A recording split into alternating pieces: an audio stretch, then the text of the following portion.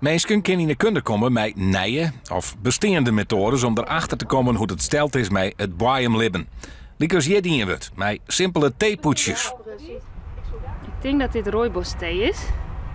En rooibosthee die graven we in omdat dat dan langzaam afbrekt in de bodem. Dat binnen wat takjes, dat is wat bossig spul. En hoe vier dit afbrutsen is, dat zegt iets over de kwaliteit van de organische stof. Dus hoe stabiel is de boeien eigenlijk. We hebben groene thee ingroeven en dat breekt volle sneller af. En dat zegt iets in hoe snel de organische stof afbrutsen wordt. En dat wil je eigenlijk dat het gauw afbrutsen wordt, want dan komt het vrij voor de productie van het gas. Van groot belang van een goede boeien binnen besjes. Wiermen bij gelijks.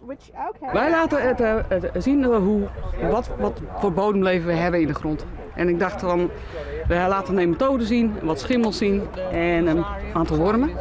En daarnaast zijn we ook bezig met van je moet de bodem voeden, dus we hebben ook een organische stof. Ja, er zit in een hectare zit het gewicht van 6 koeien aan bodembeesten. Er kwamen 300 mensen op aan. Het doel is het congres 1 keer in de 2 jaar te organiseren.